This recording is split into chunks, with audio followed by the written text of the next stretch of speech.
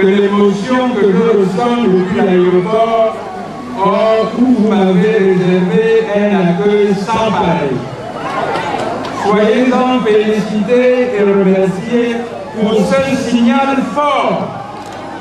Ce signal fort que nous envoyons à la communauté nationale et internationale pour leur signifier que les forces de changement au Gabon se sont levées et marchent résolument vers l'avenir de leur destin.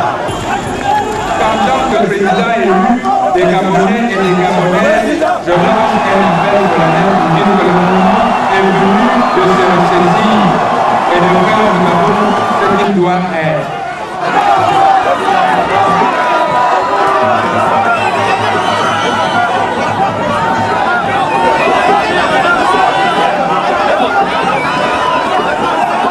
Le candidat que vous étiez a salué ma victoire.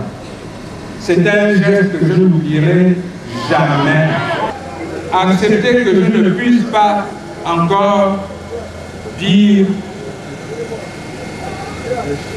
annoncer, faire de grandes annonces parce que je dois me concerter avec, d'abord avec le président, les responsables du parti, avec tous nos alliés.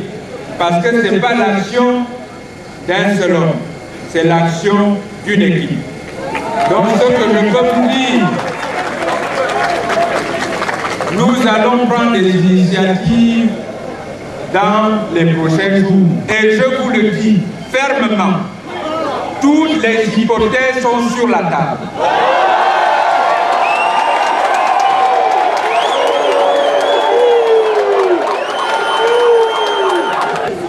Très prochainement, nous reviendrons parce que là, 2011, maintenant que vous êtes debout là, il ne faut plus vous asseoir.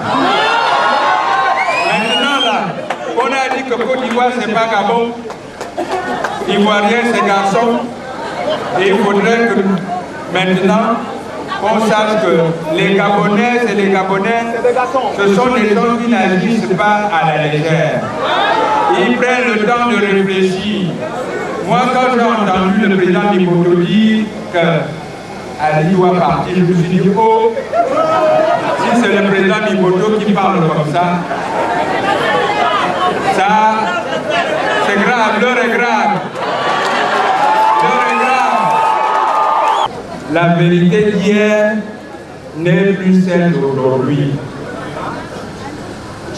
Presque indifférent à la volonté du peuple gabonais de choisir librement ses dirigeants et privilégiant le dictat de la Cour constitutionnelle, la communauté internationale affirme depuis quelques semaines avec fermeté, une fermeté insoupçonnée, la nécessité de respecter le seul choix des peuples.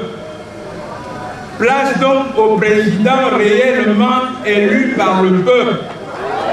Et à Rome et dehors le président proclamé par les cours constitutionnels.